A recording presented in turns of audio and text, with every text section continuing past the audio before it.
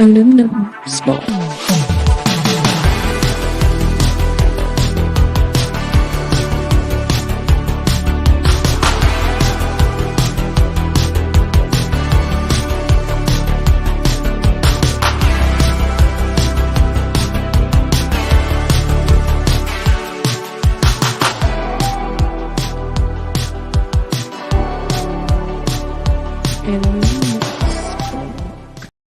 What is going on, everybody? Welcome to Aluminum Spork. I am Scott. My guest tonight is Mason from Free Folk of the Fandom. He has joined us in the past for some A Song of Ice and Fire book club and mostly theories, I think, right? Was it book club or theories? I think I did a few of each. A few of each? Okay, well, it was a good time, and we'll probably get together again going into House of the Dragon. So that'll be fun, but we're going to be talking about underground civilizations, underwater cities, and not just like little cities. I'm talking underground cities that can hold 20,000, 30,000 people that they try to say were done, recent times, which maybe a 1,000 years ago, which is ridiculous, because they're just looking at what, biological stuff, because rock can't be, you can't DNA rock, you can't carbon date rock. So what they do is they find, waste pretty much from people. And it's whoever was there last really is the ones that they're like, oh yeah, these guys were here in 1500. And I find to be BS. What do you think about it? Yeah, it kind of reminds me of Göbekli Tepe, and they were dating the ground that was coming up, and it was like 9,000 years ago. And they were saying like, oh, it was probably just right around then that it was built. Right. And then what did they find out? It took a few years, but they found out, okay, we're going younger Dryas. We're going 12,000 years ago, and probably even farther back, because if you look at how much they have not uncovered, I want to say there was only like 10% uncovered, maybe, I can never say Göbekli Tepe. I have to say it weird, just so I can say it out loud. I think they have not dug into like the main chamber of it or something. They've only gone into the entrance, or they haven't gone into the depths of it. I know that. Right. What they've done is, there's, your massive pillars or stone, not pillars, but they're massive stone. I want to keep saying pillars, but I forget what they call them, but they go around in a circle with two actual pillars in the middle that are like massive T's. And they found that the deeper they go, they're in different spots. It's almost like they built it to reflect the heavens above. And then as time went on, they had to build a new one to whatever it was lining up with, which I haven't really looked into it enough to know exactly, but maybe we'll have to have a show on that going forward. But Zombie Box Review with 2 pounds sterling, is that right, or am I completely wrong? I know it's 2 pounds though, and he sent a hey you with a pair showing up. What's up with sunglasses? So I really do appreciate that. Thank you very much. Hail. Yes, hail to everybody out there. Gap After Dark, the Time Prophet, Bone is in the house. We have Boosh, I always say Boosh McFadden. We have Zax, good YouTuber of his own right, kicking some butt, doing his thing. We have some other people in here. We have Koala Jeebus. That's great, Jeebus. Good one. Tax Shark. I like that. Oh, T Hillam 29. What is up, my friend? How have you been? Been a while. Thank you to everybody for our Saturday nights. Our Saturday nights have been doing great. We've had about 12 to 1,300 people watching us live throughout the show. I'm hoping we can keep growing that and be the Friday Night Tights of Saturday, just with more diversity, not just a bunch of white people.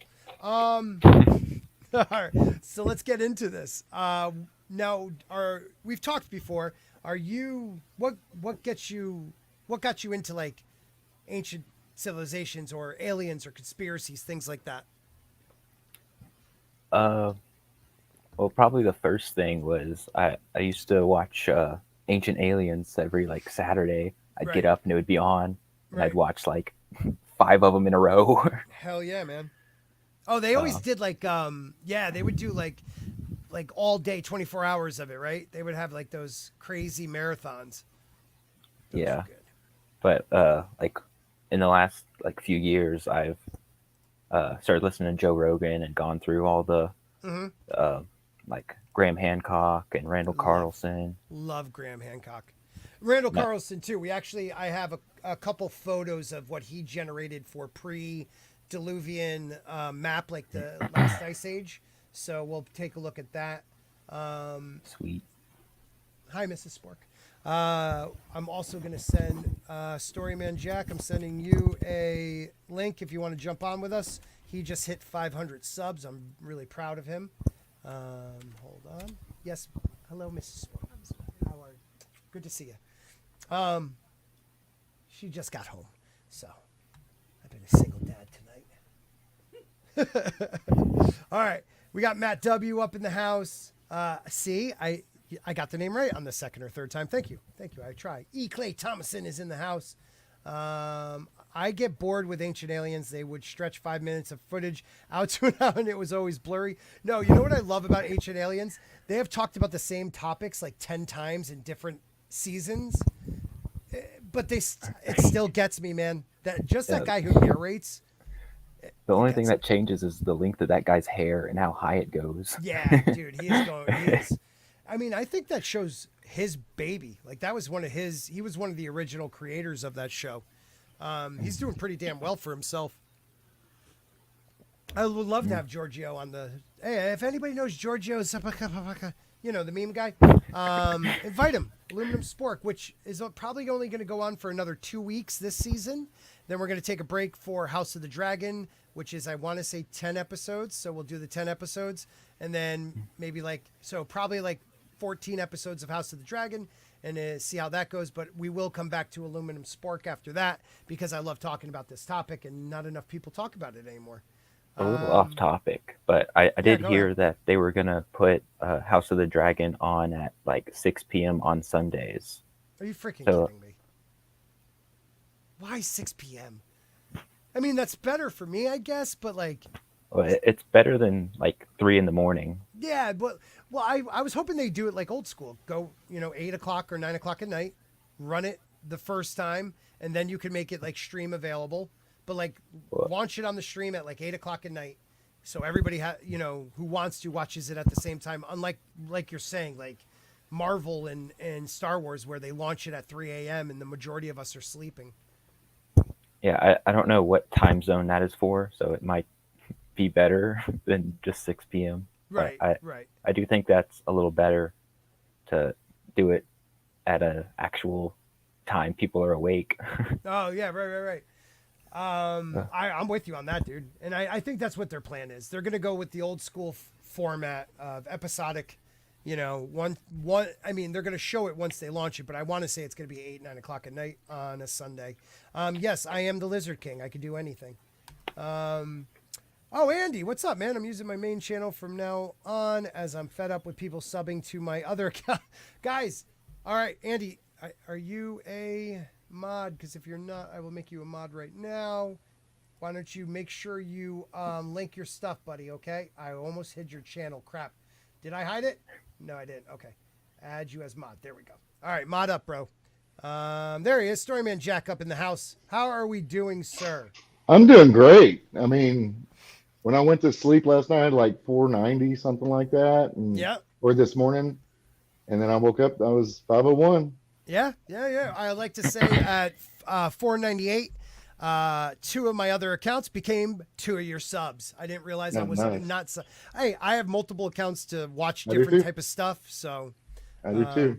Yeah. So I didn't even realize I wasn't already. I thought I already was sub to you, but you know how this is. And I probably was. They didn't kick it off. They kicked it off. They do that to my wife about once a month. Isn't that ridiculous? Yep. Do you know I have mods that get kicked off? Yep. Mods. Like, I've never seen a channel member get kicked, but I know mods have gotten kicked. Well, and the last time I complained about it, I said, Team YouTube, you have unsubscribed my wife, my son, and my mother in the same day. And you're telling me it's because they don't watch shit? I go over there and make them watch shit. Yeah, right. So I know that's not true. What did they do? They gave them back and then they followed me on Twitter. Why would you follow me on Twitter? Wait a minute. Who followed you on Twitter? YouTube? Team YouTube. They followed you? Yeah, after I made that complaint. Wow. Because I told them, I said, I will have your ass in discovery if we ever get to court. Ooh, to find out what you're using to remove people you're saying don't watch shit that are actually watching shit. Well, that's what I wanted. I would love to see that discovery, man, process, because it is ridiculous. Jane, we were going to do it Saturday night, but it became a trailer night. And by the way, you want to be on next Saturday with us? Sure. Storyman. Celebrate your 500. I can't probably join you to celebrate yours, so you could celebrate it with us on a Saturday night. Yeah. But this is what I was thinking. She got this bot, like it tells you how many bots actually are like following you on Twitter. And it was like a crazy, like 14%. And that's average. And like, it was really ridiculous how average that is. Like, that's why I think that when Elon and them go to court, discovery is going to be very, very interesting. And that's all he's pushing for, right? Yep. Yeah. Yeah. He's like, let's go to court then. We'll see what happens in discovery. But if they do like they did to Alex Jones today, they won't let them. Yeah. What did they do? Did you say today? Yeah, they started jury selection with Alex Jones in the defamation case today, and they basically were telling him he can't bring up that these people were already upset about certain things. He can't bring up the fact that the news media were lying about him. He can't defend himself. And then when they were interviewing the jurors, they were asking them, they were basically setting the bar. Do you think $100 to $200 million is too much? And people are like, because of hurt feelings, well, you're off the jury. Yeah, adios, dude. Yeah. That's messed up, man. And the judge is just letting them do it. It violates every rule we've ever had in the United States. Nobody has been sued with as little evidence as they had, and the courts basically it looks like the courts want him off the air. Like they want to bankrupt him. Definitely. They want to be able to go and take his cameras and sell them. Yep. They want him basically done. Well, because I mean, granted, look, everyone thinks he's a nutbag, but let's see his track record. I would say he's definitely over 50% hit. He's bombastic because that's how you get views. Right. Right. That is his persona. But dude, he has, I want to say 50%. Some of the stuff that we thought was so outrageous. Now, what he was saying about that back then, I wasn't even aware of it until I looked back. And he said some bad stuff, but he's apologized for it. Yes. I mean, I lived in Sandy Hook when he said that, around that area. And I found that to be despicable, but I understood kind of what he was talking about. I mean, if you watch some of these, and I'm not agreeing with him at all. Sandy Hook was a fucking travesty, and it was disgusting, and it was terrible what that son of a bitch and did. the big story about that never got told was that they did not have any kind of security at that school. None. Oh God, none. That same thing with Vivaldi. Walk right in. Dude, same thing with Vivaldi. The more that comes out about that, the more that comes out about that, it breaks my goddamn heart. It breaks my goddamn heart. There was police officers using hand sanitizers while kids are getting. Anyways, we're going to talk about underground cities. Yeah. So I'm like Mason. I discovered this by watching Joe Rogan actually. Oh, okay. And I watched those episodes over and over and over again. And then I go on Google Maps and start looking at shit. And they're right. Those wave. The ripples. The ripples in like the middle America. Oh yeah. Where the glaciers came through. Yep. That's pretty amazing evidence in and of itself. Yes. I am actually of a biblical great flood. Yep. I mean, there was a biblical flood. I have no doubt about it. Hold on, I'm going to look that up. Randall Carlson Ripple. In fact, I'm writing a story that is kind of inspired by Star Wars and the Force, but it's going to be a young man who lives with his grandfather, and it turns out his grandfather is a direct descendant of people that came before the Great Flood. Oh, really? And they use what they call the Kai. And you use your key, which is a resonance given off by the chemical, electrical, magnetic, the process of turning food into energy, Right. because that's electricity in your body. And they've proven that electricity runs through your body like ki does. Mm-hmm. But he teaches his grandson how to use the ki to contact the kai, which is the power of life in the universe. Oh, wow. And they use it like the force. But there's only one or two of them left. And it was passed down from that period before. They didn't have technology because they didn't need it. Wow, that's dope, dude. Does that make sense? No, it makes a lot of sense. Yeah. You know, like when I was a kid and A New Hope made you think that it was just Yoda and Obi-Wan Kenobi left, and now with the way, you know, the continuity has gone, there's like 700 Jedis that survived the orders. Yeah. You know, Yeah, like Order 66 killed 3 Jedi. Yeah, Yeah. killed 3 and a bunch of younglings. That's it. Freaking ridiculous. But here's the ripples we were talking about. So, and all those who survived were African American, apparently. yes. Yes. Yeah. Well, they have to. Of course, diversity is their strength. Yes. So here's your ripples. So these are massive. They are, you know, 50 to 100 feet apart, 50 feet high, but they are the water receding. This is after the flood had crashed through this southwestern part of the United States. Now, and if you didn't have those cliffs in the background and things, that would look like just a normal beach. Right? Exactly. Yeah. Exactly. Yeah. And I mean, those were probably that. If you look straight across right here, I don't know if you can see my arrow, but there's ripples going on the other side between the two rocks on the other side of the river. So it was receding back. It probably cut through that rock. He has found boulders. I'm talking 100-ton boulders that were started in Canada that are down in like Utah and down in like, you know, Oregon, and just washed down after what I'll they be believe. right back. I forgot I had to do something real quick. I'll be right back. So these are the ripples they talk about. And I wanted to make sure everyone showed it. So let's see. What else do we got here? We got, we're going to start off, you know, kind of on the straight and narrow. Okay. We're going to go with a History Channel, 8 Mysterious Underground Cities.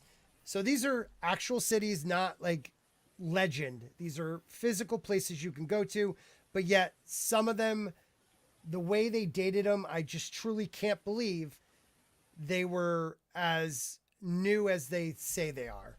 And this is the number one, DrDragonðİ. I can never say this. It's the one in Turkey that can hold 20 to 30,000 people. And they try to tell you that it was built by early Christians. Like what? I don't believe that. I truly do not believe that. The thing about it, okay, so we'll start here. There's another article about this one that's pretty interesting, but I'll read what they put. So the volcanic rock landscape of Turkey's Cappadocia region is pockmarked with several different underground cities, but perhaps none is as vast or as impressive as DrDragonðİ. Okay, so there are more labyrinths. There's more cities, but this one is the biggest one. This labyrinth complex dates to around the 8th century BC. Okay, so they're saying this is right before Christ, you know, which I'm sorry. Okay, I thought it must have been used by later generations of Christians, because I know I've heard stories of that. But they're saying 8th century BC and was most likely built to serve as a refuge during periods of war and invasion. So they're saying that. But the thing with this place is there's not many, if any, defensive barriers. They have a couple stone doors that roll, but other than that, this is just built like a city. It is not built to be defended the way you think they would if there was a war. Have you heard about this city before? I don't think I've heard of this one before. Okay. So it's 18 stories underground. So wow. That's, I mean, it's huge, man. And it's a self-contained metropolis that includes ventilation shafts, wells, kitchens, schoolrooms, oil presses, and a bathhouse, a winery, and living space for some 20,000 people. But this is where when threatened by attack, each level of the city could be sealed off behind a collection of monolithic stone doors. So yes, but that's the only thing they had. And I'm sorry, I feel like if this was built in 8 BC, we would have more historical depictions of it. We'd have more history on it, and we don't have that. We have like stories of like the Christians in the early Roman. Is it the early Roman? No, the Byzantine. Okay, so during the Byzantine era.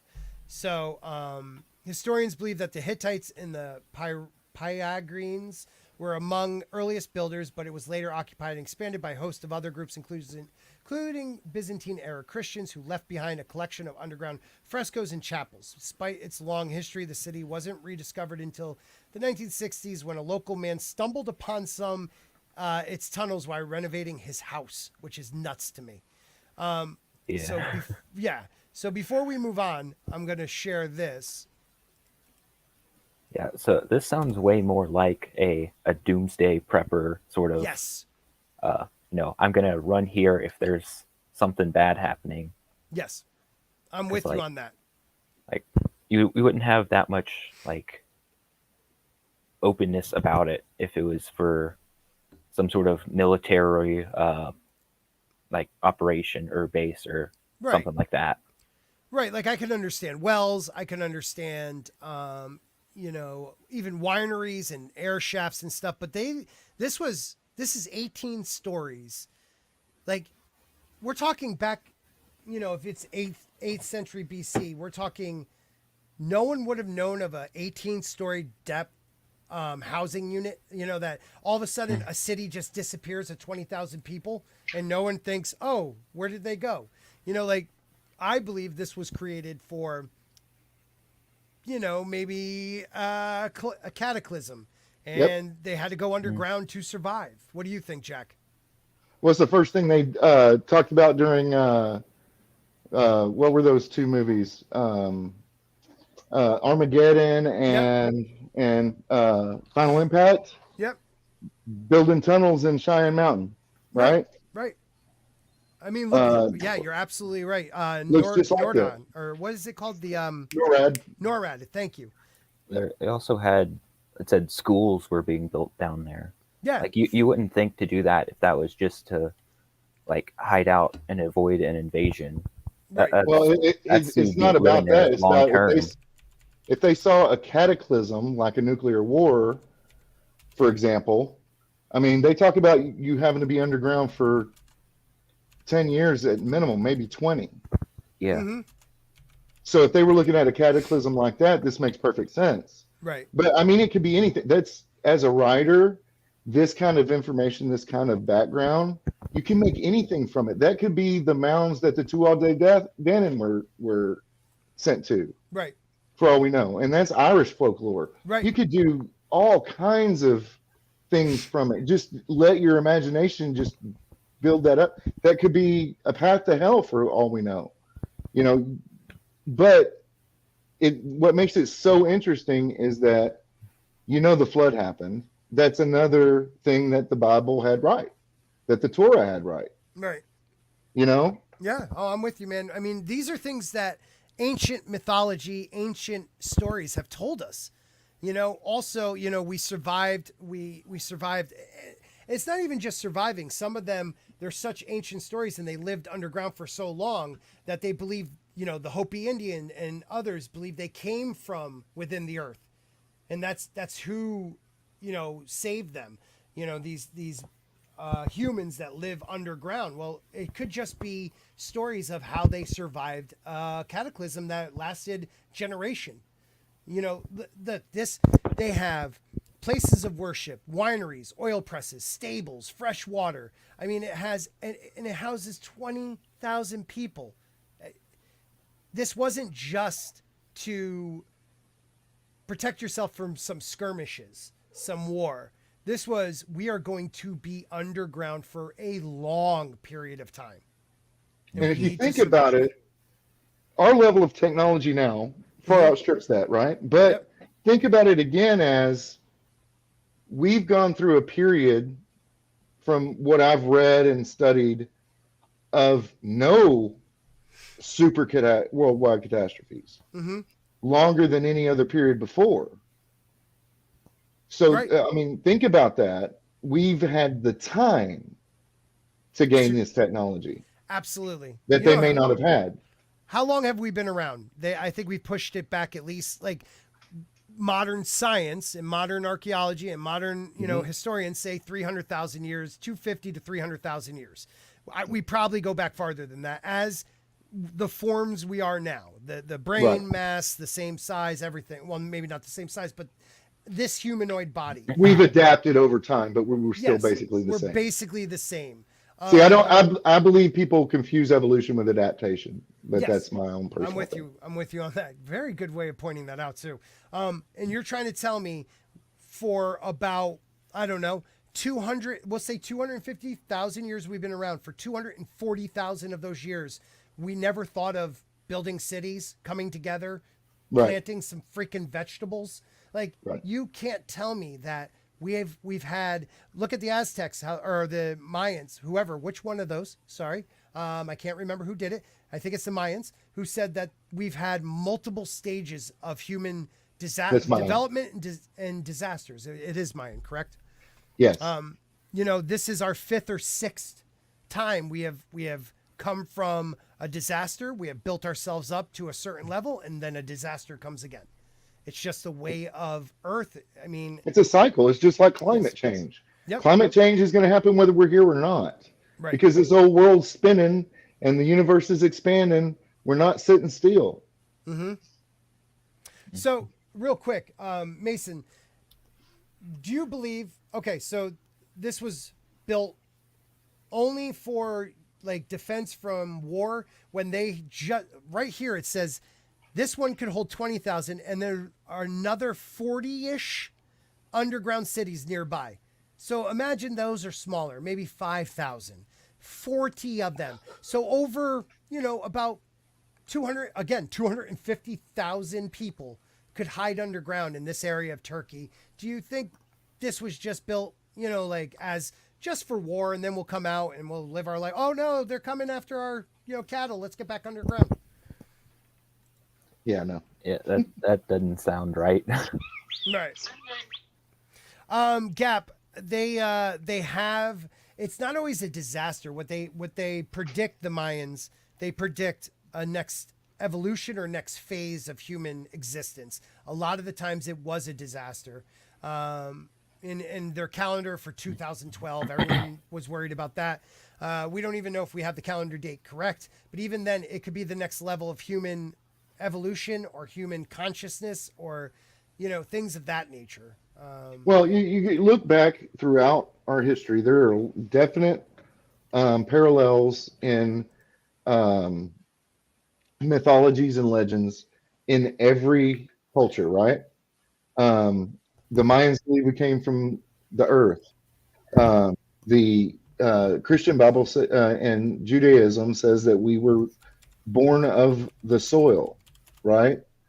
I mean, there are parallels, and they've, you get called and told that the way every mythos and every legend had a spark of truth in it, a kernel of truth, right? Yes. So the DrDragonðİ getting sent back underground into the underhill or spiritual realm or whatever. These cities underground, Heracles was a real person who was Hercules. Right. I mean, these are things that build up over time, and they get spiritual things attached to them, but that doesn't mean that it's all a lie or it's all wrong or that we shouldn't pay attention, because there are things deep under the earth that we have no idea about. The earth changes so much that there's no way that they can find everything. Right. But as long as they keep discovering this stuff, we're going to come to a better picture. Right. And I completely agree with you, man. Completely agree. And then they evidently they evacuated because there's no bodies or anything down there, right? Right. Well, that's another thing. Where's all the rubble? Where's all like there is a we'll look at it later. There is a underground city, massive city in China. I want to say it's China that looks like it was cut with a freaking laser, and there's none of the debris. It's all gone. They can't find it. Like either they pulverized it to dust and it blew away, or they took it somewhere real far away. But they can't find. And a lot of these places, they can't find where the debris went. Wouldn't it be cool if the stones in Egypt came from there? Right. They say those things look like they were cut by lasers too. Right. Yeah, there's a lot of ancient architecture that has cuts that are way too smooth. Precise. Perfect. Yeah, precise. Have you seen those H blocks in South America? I want to say it's in Peru. That's one of the things that came to mind whenever he said that. Yeah, those H blocks are just too precise. Marby Dog, they actually will emit 200K. They're not 30K is out the window. They will emit 200K now. Modern anthropology. So that's a definite. The modern human has been around for quite a while, but yes, only 10,000 years has it been since like Mesopotamia to now. Right. Has it even been 10? Yeah, I guess so. I believe that's. I think that's what modern anthropologists say.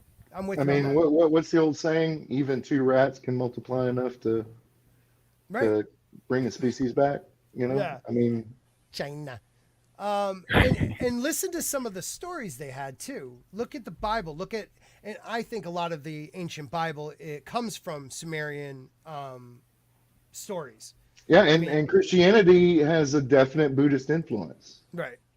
You know, I mean, that's been pointed out by theologians many times. Right. What's up, Charlie? Thank you for being here. So, listen. There was, in my view, pre-Diluvian, pre-Younger Dryas, a civilization that was advanced enough to make the Sphinx, to create the pyramids. Pyramids in Europe, pyramids in China, pyramids in South America, pyramids in Africa.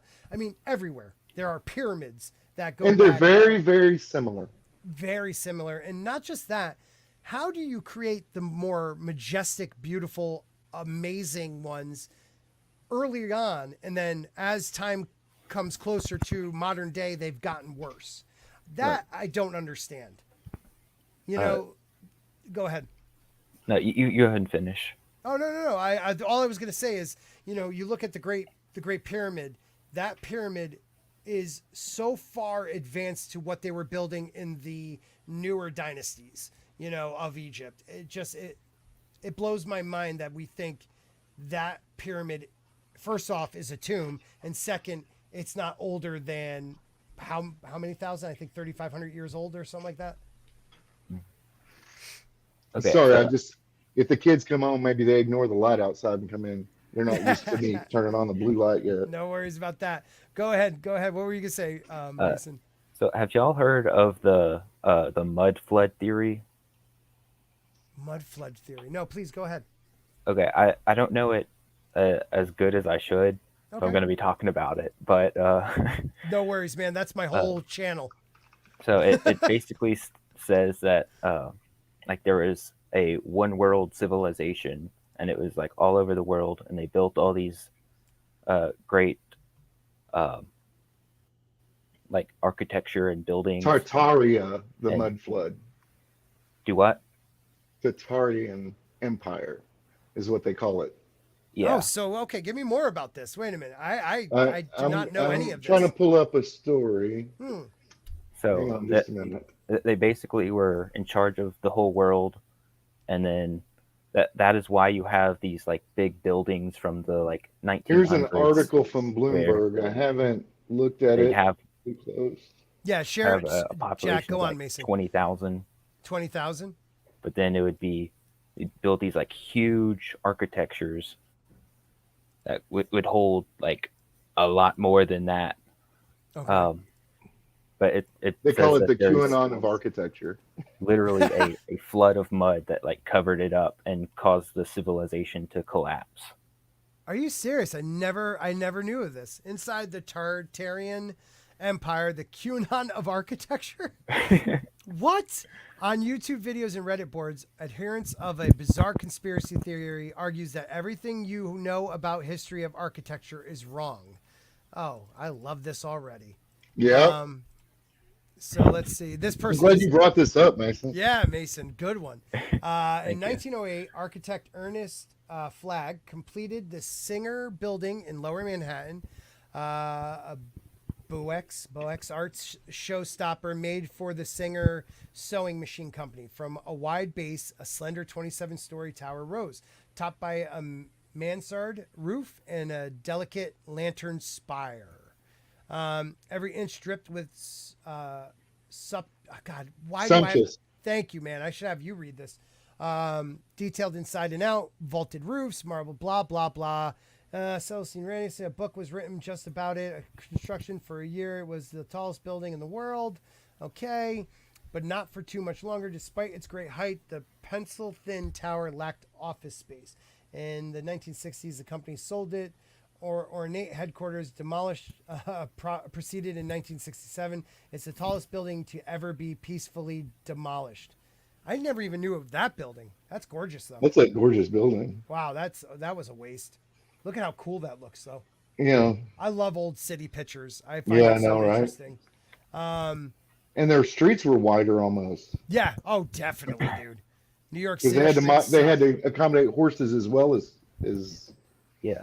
Have you seen the pictures of? I think it's Chicago in like the end of before the 1800s? Fire. No. Before the fire. They were calling it like the Rome fire. of America or something like that. It was very beautiful, and they very quickly destroyed a bunch of the statues and stuff that they had like just commissioned a few years prior to be made. Okay, I didn't know this. All right, I'll have to take a look at that at some point. I like older architecture too. Oh, same here, man. Same here. Okay, here we go. Tartarian themed content is produced for YouTube videos that get picked over on Reddit, which began in December 2008. Has 3,300. This dude has more members than me. Thought not everyone who posted comments appears to be a true believer. A larger and more general sub that appeared around the same time has 87. Oh, I gotta talk about this conspiracy, I guess. It's obscure. Okay, so what is this freaking thing? Pseudoscience debunk written. Brian Dunning recently devoted an episode of his podcast to it. Yeah, Skeptoid. I like that. Which appears to first emerge in 2016. Okay. Jesus, he's already. Look at this person goes into adrenochrome harvesting satanic pedophile cabal. So, like, you right off the rip are just throwing these people as, you know, the worst conspiracy theorists out there. You know what I mean? Like, this writer is definitely biased. Yeah. Well, it's Bloomberg. Yeah. Oh, I know. So here's the premise. Okay, so the premise is a vast technologically advanced Tartarian empire emanating from North Central Asia or thereabouts, either influenced or built vast cities and infrastructure all over the world. Though never a coherent empire, was indeed a general term for North Central Asia. So it was an actual term used, either via a sudden catalysm or a steady antagonistic decline, and perhaps recently as 100 years ago, Tartaria fell. Its great buildings were buried and its history was erased after this great reset. Oh, that dick threw that in there. The few surviving examples of Tartarian architecture were falsely recast as works of contemporary builders who could never have executed buildings of such grace and beauty and subjected them to clumsy alterations. Dude, I don't see what that premise is wrong. Look at a lot of what is, God damn it, I'm forgetting the name of it. What is the it's, I believe in Peru, it's up in the mountains, not Pumapuku,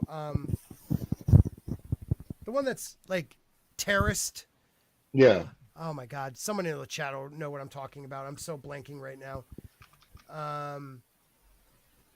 Oh my God, it's not Pumapunku. It's anyways, someone will say it, but if you look at the stonework, there are these massive stone blocks, and then on top of it, you have smaller blocks that look like they Machu stones. Picchu. Machu Picchu. Thank you. You notice that like the difference in architecture, the massive blocks compared to the ones that look like they were fixing, destructed, parts that may have collapsed or repairs to the city. You could see the difference. Look at over in Libya, you have Roman work on top of these massive 100 to 200 ton blocks that they could never have moved. There is definitely a civilization prior to written history that was able to manipulate stones that large and move them into place.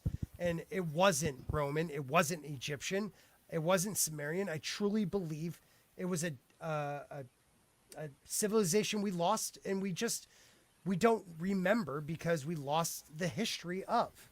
Either lost the history or they buried it for a reason.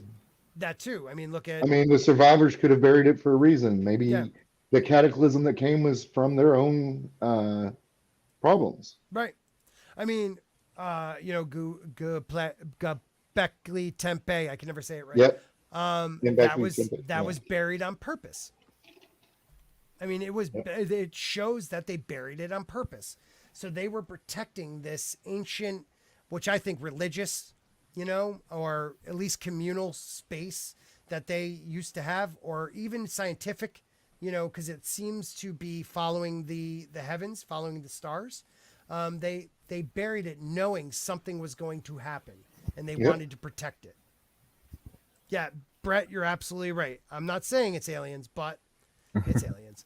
But we don't know. That's what's the great inspirational thing about these kinds of stories and this kind of speculation is that it doesn't have to be real. You can come up with it in your mind and tell a story, and boom, you're entertaining people. Right. I mean, this is the kind of thing that Disney and all these people have forgotten.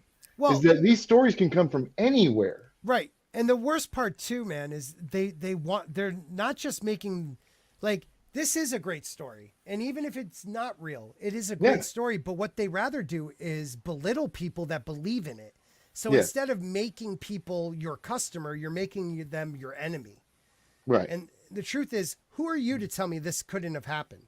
I mean, there are too many structures on different continents that look so much alike. They line up to the same stars. I mean, and when you have an honest conversation, like the Joe Rogan stuff, and an honest conversation with mainstream scientists, they'll say, well, we simply don't know. Yeah. They won't deride you, but everybody else out there will. Right. Well, if you simply don't know, then how could this be a conspiracy theory? Yeah. Okay. So, Mason, what do you think about what we were just talking about? I don't want to leave you out in the weeds. I'm just enjoying the conversation. Okay. I just don't want to, because we could talk. Me and Jack could talk forever. So I just want you to jump in when you want to. Okay. I don't want to make you feel left out.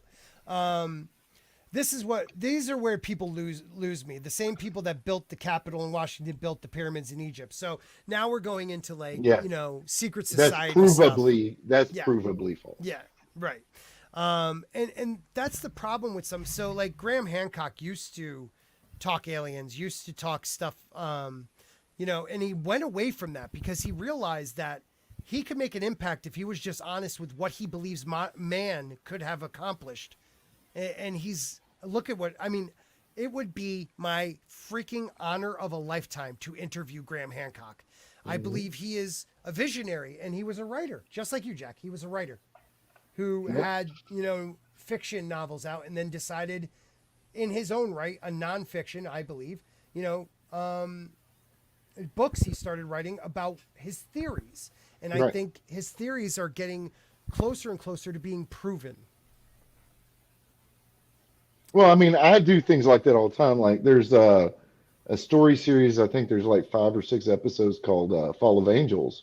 Mm-hmm. And what the premise is that our society advanced enough that we were controlled by AI. Mm-hmm.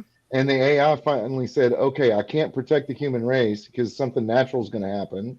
Right. A meteor or something that nothing could protect against. So we need to seed the universe. Right. So he manipulates their genetics. He creates things like, I call it prolong, where they can live forever just about. Okay. Puts a group of people on a ship called Eden and sends them off. And the whole purpose of the ship, controlled by an AI named Eve, is to scan every place it comes to until it finds something that human beings could live on. Well, when they wake up, they're back at Earth 6 million years later. What? That is dope. And Earth has 3 moons and it has rings. Right. Because the AI eventually said, well, this isn't going to work. I need to open portals. And when he opened a portal, it drug other things in. Mm-hmm. And so now there are no tides. There are no severe storms because gravity's completely balanced with these 2 moons and stuff. Okay. So the captain's name is Adam. The AI's name is Eve. I like that. The science officer's name is Lucifer. His medical officer's Seth. Abel is a botanist. Mm-hmm. And then Lilith is his second in command. That is Lilith so awesome. dies during the voyage because her brain basically goes dead, right, because they're in suspended animation. That is when she comes genius. out, Lucifer talks Eve into transferring her consciousness into Lilith, and because there's no AI to control the ship, Eden gets abandoned. Wow. Does that make sense? Yes. So you can take what mythologies came before, you can take these things and expand upon it and entertain people. And it may not be that far off. Right. I mean, there have been occurrences, I've done a lot of studies on it, of genetic memory. Right. And people tend to pull those in when they're dreaming in their subconscious. Maybe it's connected to DMT. I don't know. It could be. Well, and I truly believe we have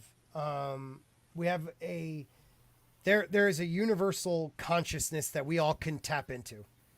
I mean, I truly believe, like, why when one person invents something, there's multiple people in different areas of the world pre-internet that built it at the same exact time. Right. It's almost like we're given that information and certain people were able to grab it. You know what I mean? A lot of ancient people said gods came from the sky, but there were as many that said they came from within the earth. Ant people, different types of people that came from within the earth to bring knowledge and stuff like that. And who knows, maybe both are true. Yeah, I'm with you, man. I'm with you. I want to go back to this article because there's some really interesting ones. So this is a salt mine. I won't even try to say that name. I say it, then I go try to say it. Yeah, okay. But this is another one that looks Germanic. Yeah, it really does. And I believe it's located on the outskirts of Krakow. So what is that? Krakow. Poland. Krakow. Poland, yeah. Poland, right? Yeah. They're saying this only dates to 1200s, which it could. I'm not saying it didn't. I'm just saying, come on. This one is one that I can't believe is done when they said it was. This was literally chiseled. That looks like 1950s. Look at this thing. It was literally chiseled from that stone. That was all bedrock. That was all stone. They chiseled it away and built this house. It looks like a brownstone. Yeah, right? And it's called labia. Oh, not labia. Lalabella. Sorry, people. Lalabella.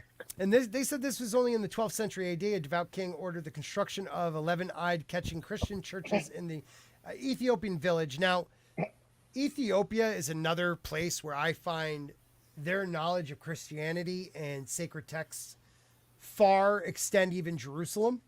Yep. I like the stories of, Bathsheba and her son being, not David. Is it Saul's? I forgot who's. Not King David. Or was it King David? Or the Saul's, one before him? I believe. Saul's, right? Saul's descendants. And they have like original texts. I find that really interesting. This might be the one. You go ahead, please. Yeah, it was Saul's. Descendants. Okay.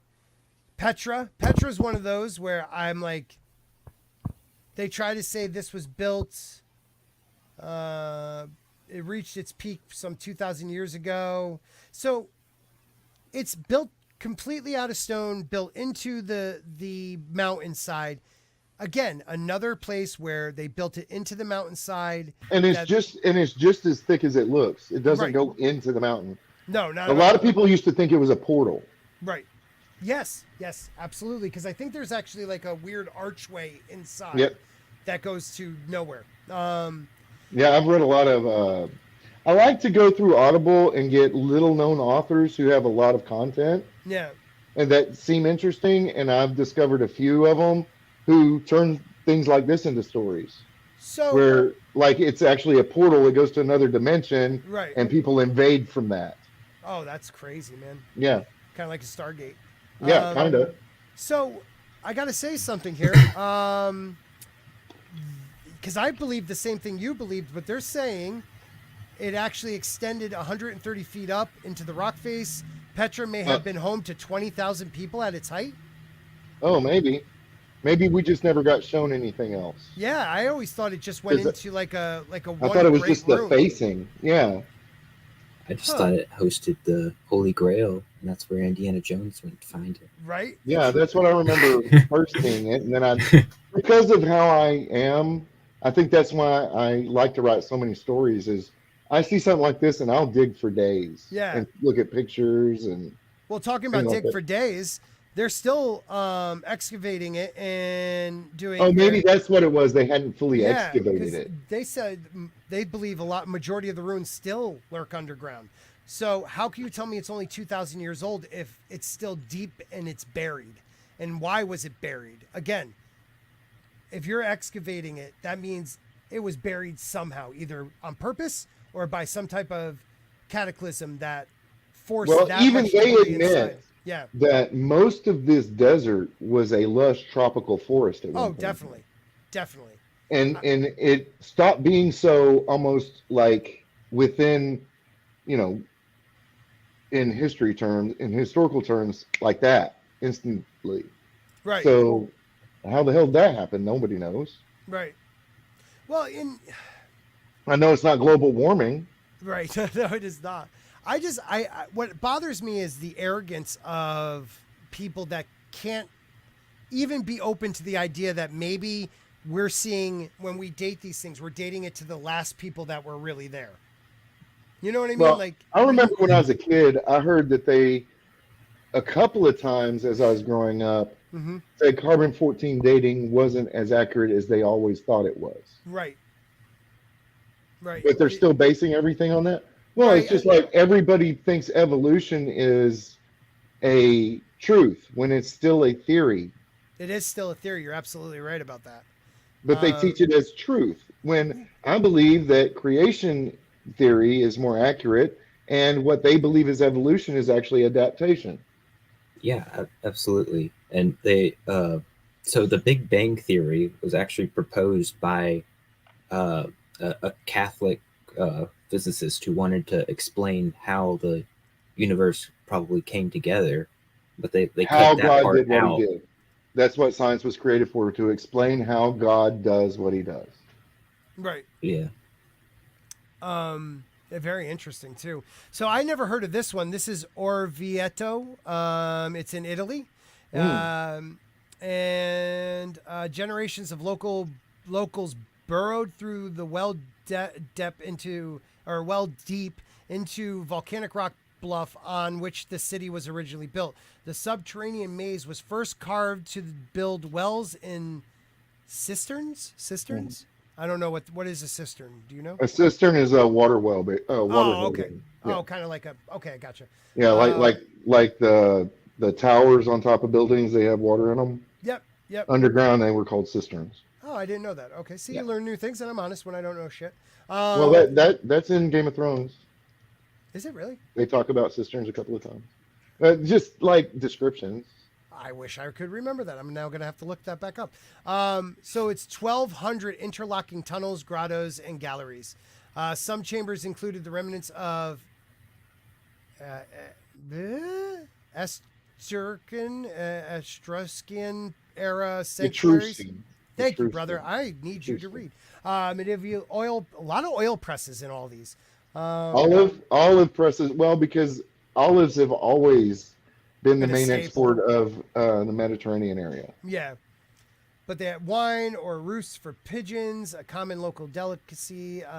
So they're saying that it's been centuries of just building on this one. So Burlington?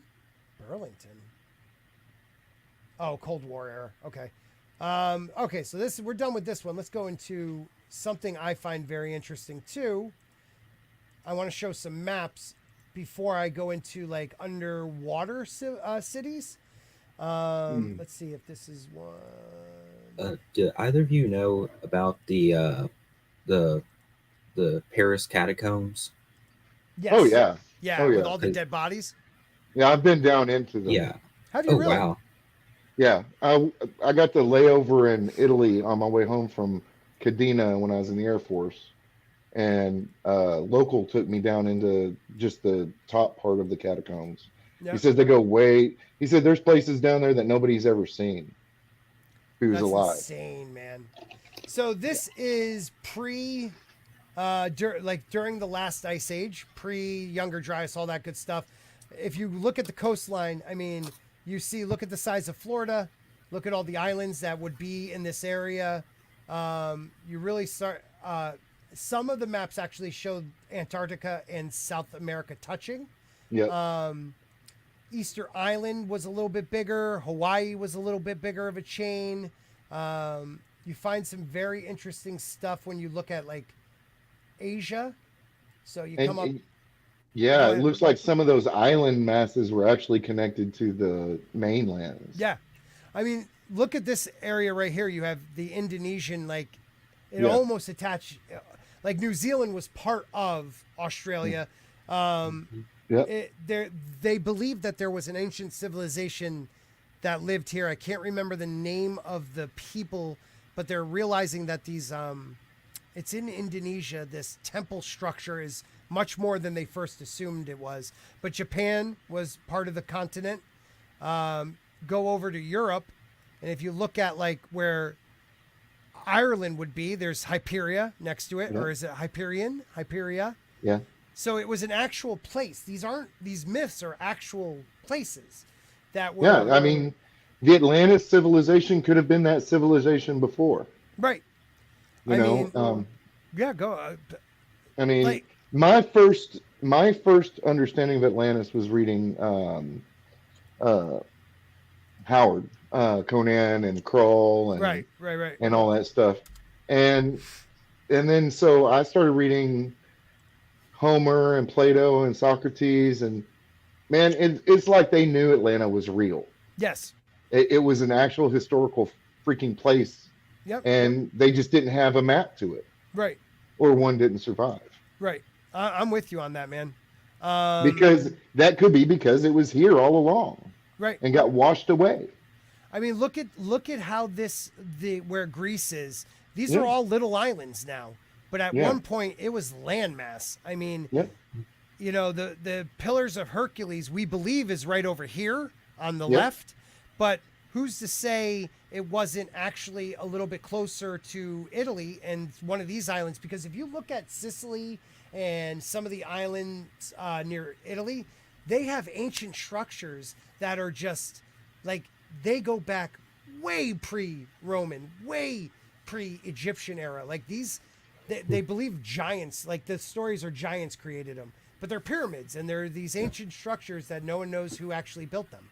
I mean, they're still finding things underwater. They're like, that shouldn't be here. Right. And that's what we're going to look at next. Underwater ruins, because I believe that shows us that. Think about. I think it's at least circumstantial proof. Yes. Well, let's think about this. Where are the majority of people today live? Where do they live? They live on the coast. coastline. Yeah. Right. So 400 square miles of landmass. So 400 miles out from the coast, anywhere you went was actual landmass. And then what could have happened I think overnight pretty much, but some say maybe over a decade, the melting of the ice sheet in Canada flooded the earth and took away these major cities.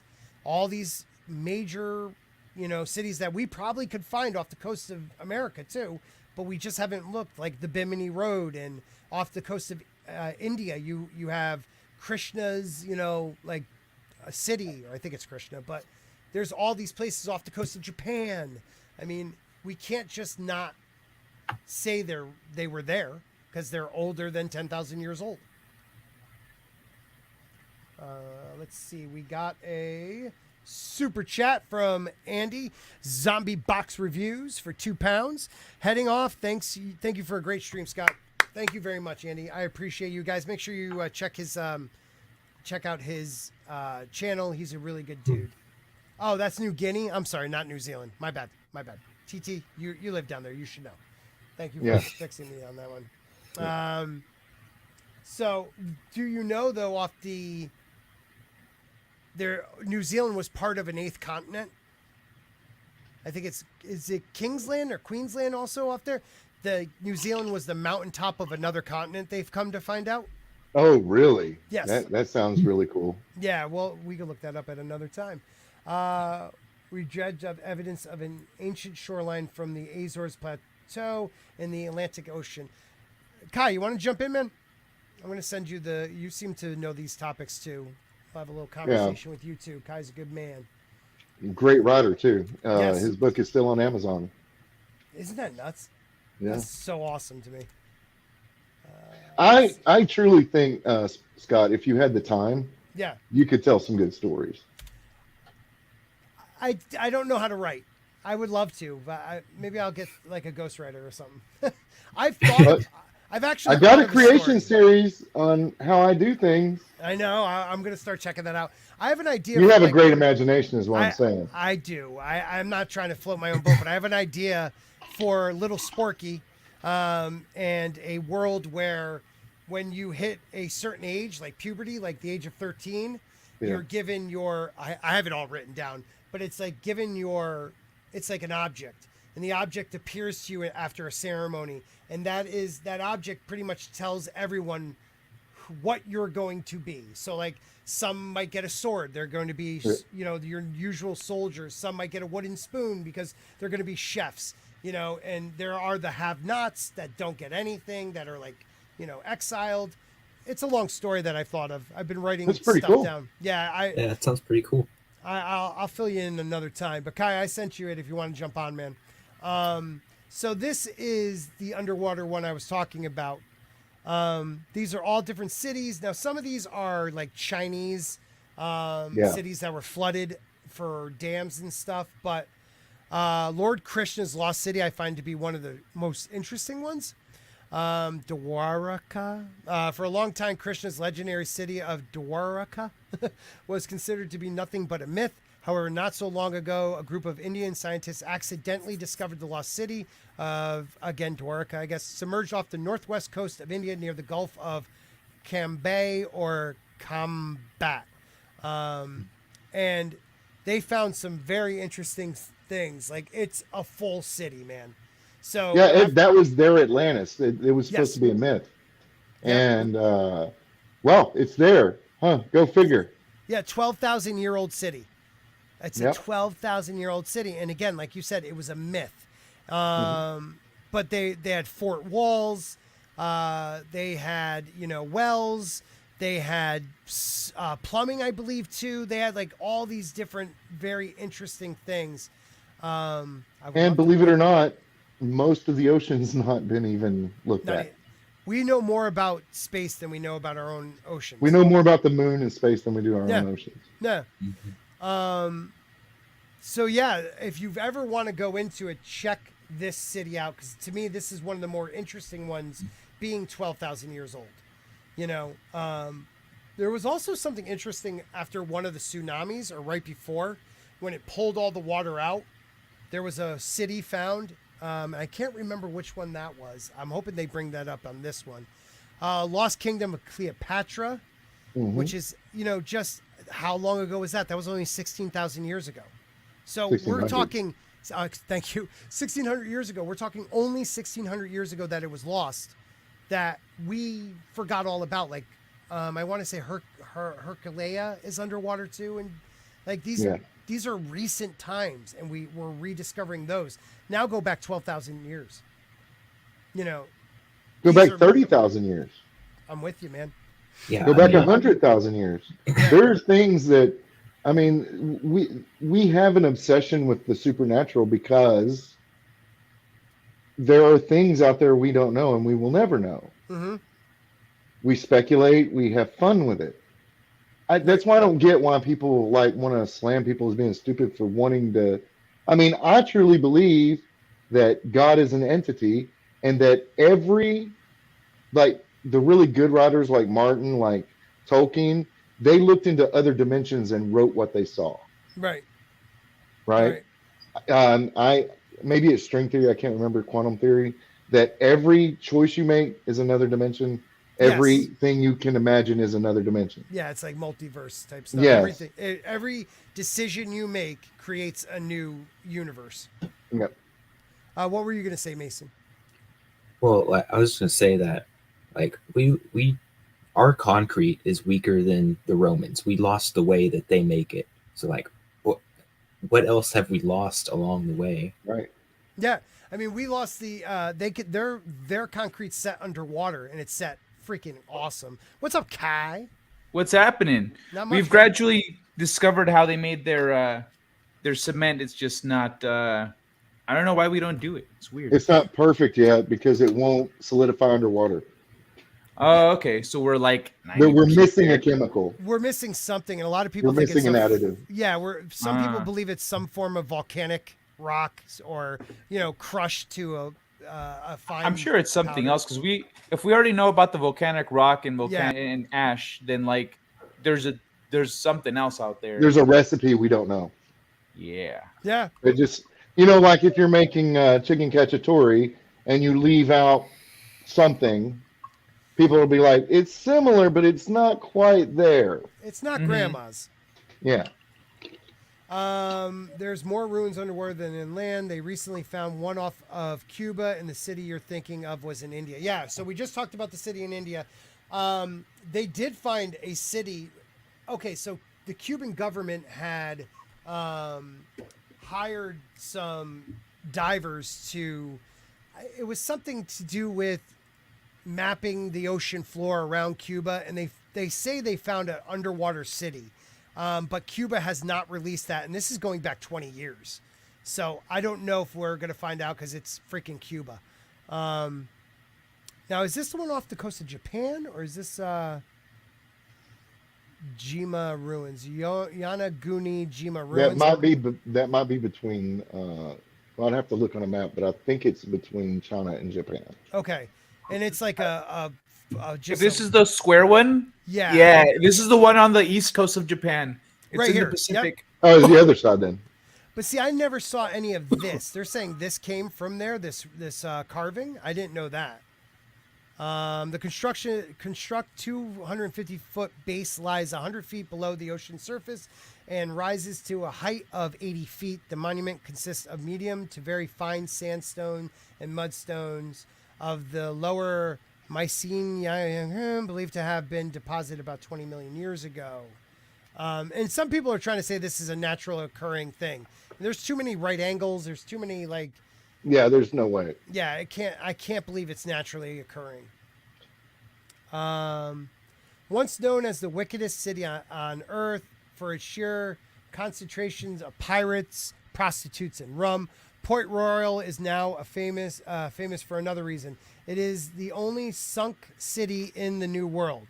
Okay, I didn't know that. So it's off the Jamaica. Tortuga. Yeah, that's pretty Pretty sick. much the Tortuga. That's what it was. You want to know a fun fact about Port Royal? Yeah, please. So Christopher Columbus and all of his boats, they left Spain on the last day that Jews were allowed in Spain, because they were every single member of his crews were all conversos. They were all Jewish. They were all Jews who converted to Christianity, and then they fled Spain. They fled the Inquisition.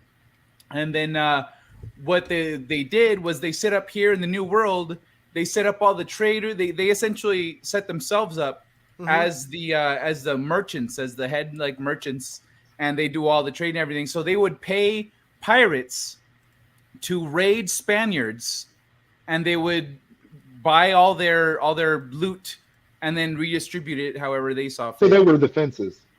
They were the fencers and the top merchants, and like they were just in control of everything. And they were specifically targeting Spaniards because the Spaniards were targeting Jews during the Inquisition. So that's how they. So a lot of Latinos that are descended from Spaniards are actually part Jewish.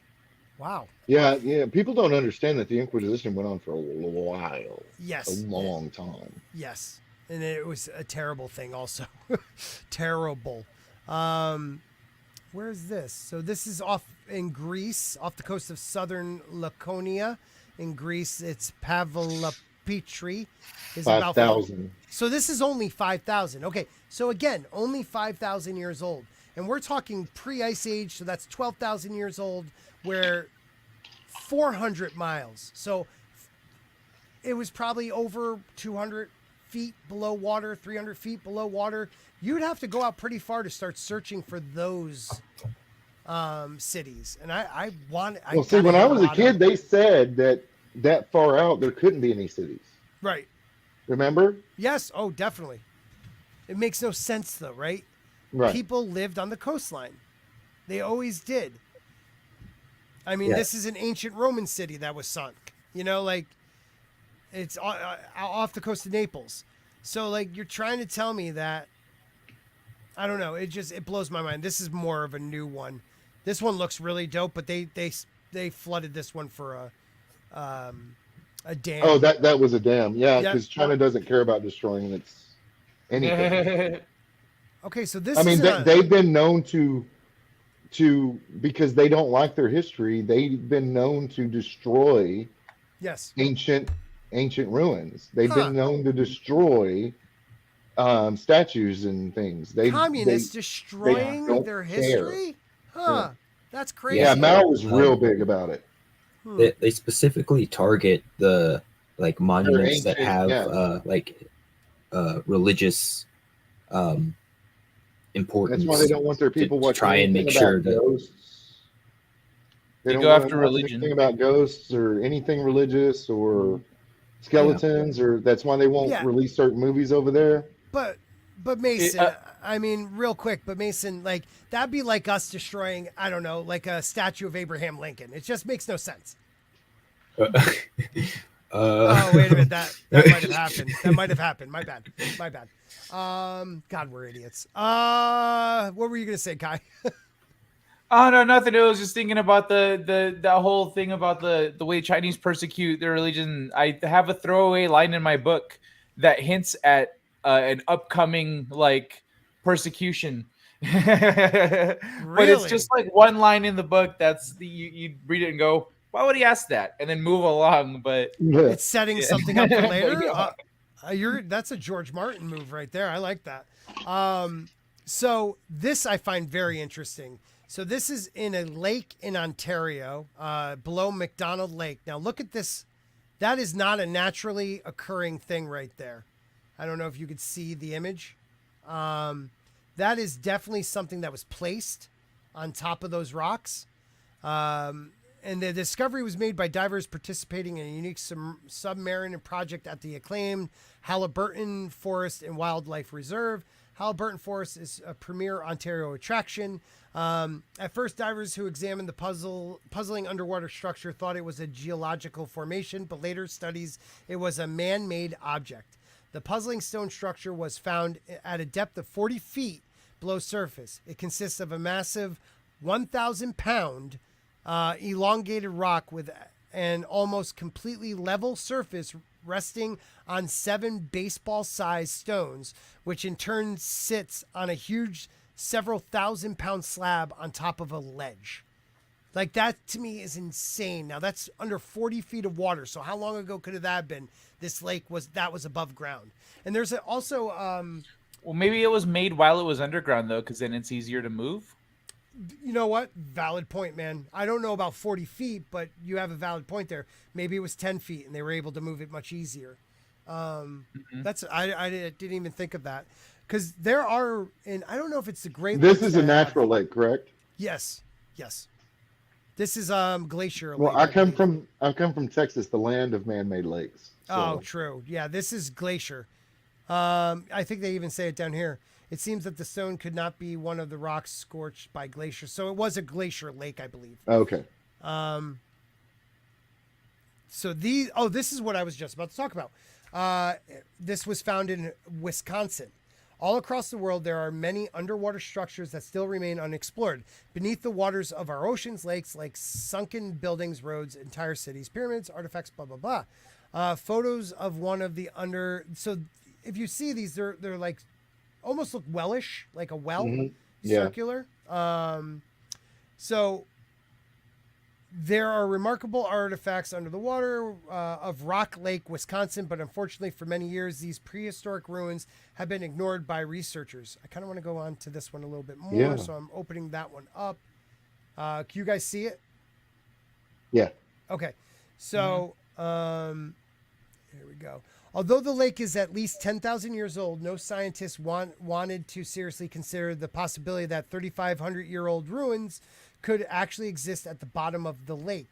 Now, don't forget, this is in Wisconsin, where, they pretty much said 10,000 to 12,000 years ago, people walked across a land bridge and had to migrate all the way down south, which is dumb. Over the years, due to climate change, it was occasionally possible to catch a brief glimpse of the lake's bottom. The first known discovery occurred in the early 1900s when Claude and Lee Wilson announced that their ore struck the apex of a pyramid about 6 feet below the lake's surface. That's insane. So this is what the structure looks like. It's like The ore bumped the apex of a pyramid. yeah. And this is what they say it looks like. It's like a like stone wall pyramids. Like it's a wall, but it's in a pyramid shape. You know what popped into my head? What? Hey, Earl, what the hell is that? Absolutely right. So I am fascinated by stuff like this because it has to be a man-made structure. It has to be. Now, how old is it? We don't know. 35 to 4,000 years old is pretty impressive to me. But they found like these like walkways too. Rock Lake has at least 10 of these structures. And look at like take a look at Oak Island, what they've been finding when they go Looking for all that gold, Cove. yeah. Yeah, but Smith's Coves, when they put the barrier, the damming, they're finding structures out there that probably were, hundreds, if not 1,000 years old. Yep. Biblical city of Corinth, discovered underwater, giant monuments and remains of lighthouse still well preserved. That's insane to me. It's a Greek city. Many of the ancient underwater ruins are extremely well preserved, and among the monuments built of a 5-ton blocks, there are even remains of an ancient lighthouse, which is depicted on coins from that time. I mean, look at the size of those stone slabs. They're massive. Yep. And it was talked about in 1 Corinthians and 2 Corinthians, Paul's letters, most likely. Yep. I find it amazing, and they're not even talking about all the other underwater ruins that if you get Graham Hancock's book, he outlines a lot of them. He has one all about underwater, right? Yeah. It's all about All right. So Yeah. wait a minute. I'm going to look that up real quick. Graham.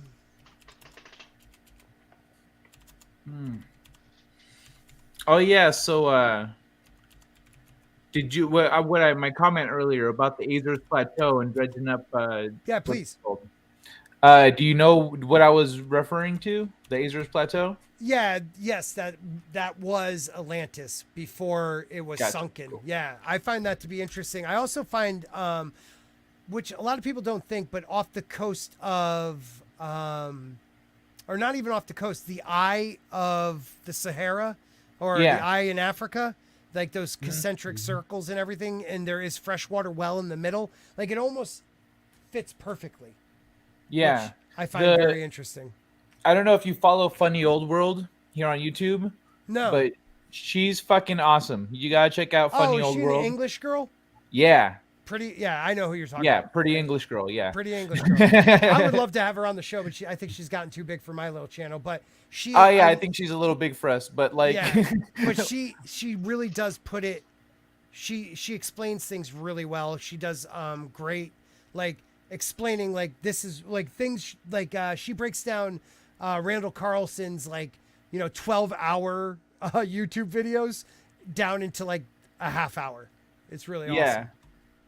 Yeah, it's nice. She does a freaking great job. I just haven't tuned into many of these on here on your channel, so I don't know where exactly you're at. No, I dig her. She's cool.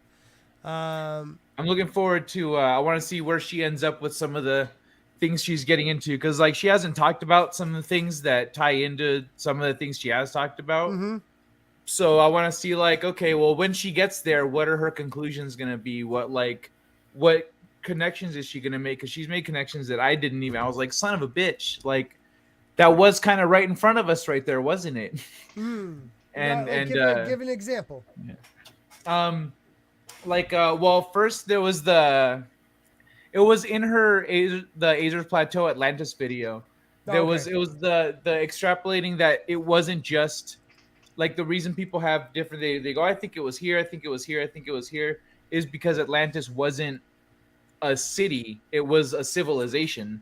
Right. And so I was like, fuck, that does make a lot, because Atlantis was just, the descriptions put it in a couple different places logically. Yes. And because that's Atlantis, it's like, oh, I'm going to Greece. Well, if you look on a map, this is Greece, and this is Greece over here. Or Rome, it'll say Rome. Yes. All of this shit is Rome. Yes. And so, yeah, like all the descriptions make sense. I mean, the ocean. It's like New York State, New York City. Mm-hmm. It could be Atlantis. No, I'm with you. You know what, Jack? That's perfect.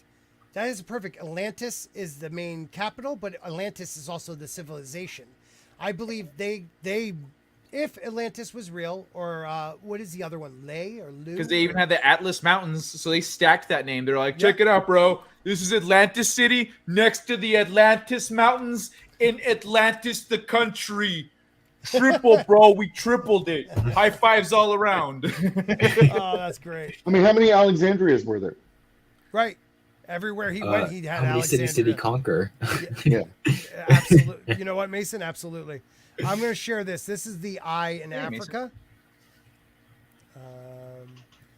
So love the avatar, very fitting.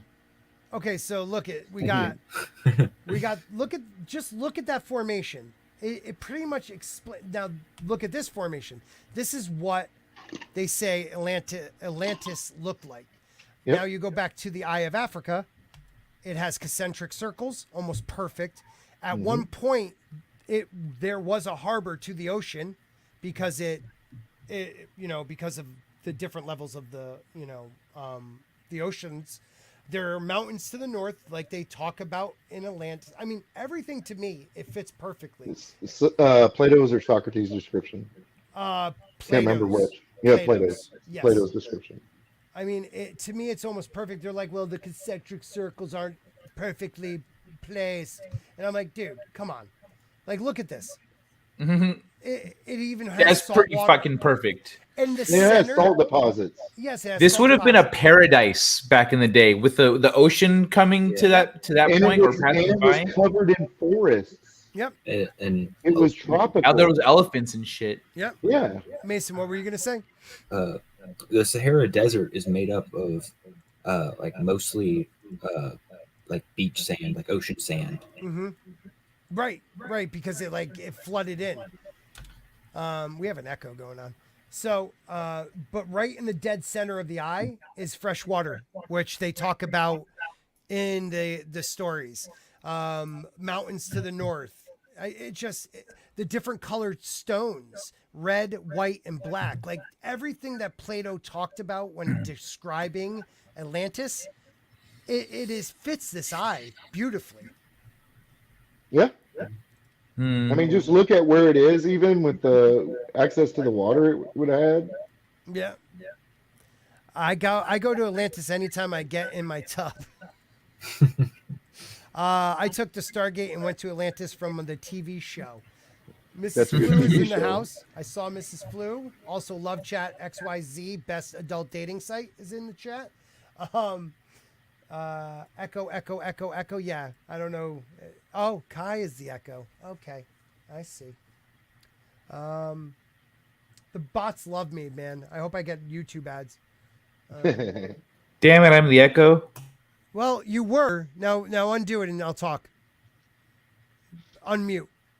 Unmute. Okay, so we're now it's gone. So maybe it's just you need. Aha. You're good. You're good, man. You're good. Yeah, boy. What else could we talk about, gentlemen? Any other? We can talk about a lot of shit, man. I know. Any other? There's so much. You guys we'll kind of just- skimmed like we'll a just leave rock it- on a lake past a couple big things. Well, Like talk. Bring it up, and Kai.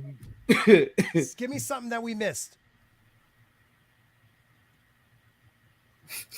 He's muted. Bless He's So when I turn off coughing. my camera and mute my mic, I'm smoking a bowl. Okay, that's fine, man. So that's- Enjoy yourself. So I'm usually vaping, but that's okay. Not the same thing. This one is.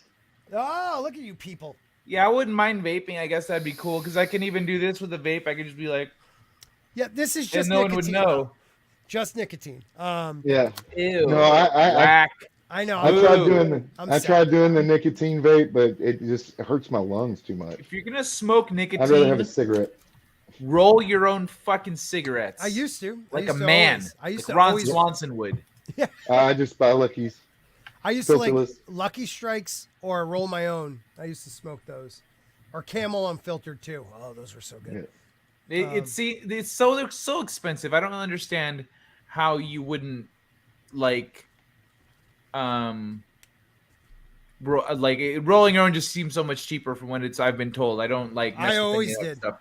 Well, always no, smoked. the thing is you get addicted to this particular flavor you smoke. Yes, I used to roll the yellow one top. I think it was top, and I would sprinkle in a little pipe tobacco for flavoring. And I would I had a press machine that rolled it for you, like a little. It was Oh, awesome. cool. Came out like a perfect cigarette every time. Yeah, I I just- use that press machine, same press machine, and just use it to roll other things. I get my biatches to roll my cigarettes. Bosh, you are the man. Oops, Eye of the Sahara. Yes, Eye of the Sahara is what we were talking about.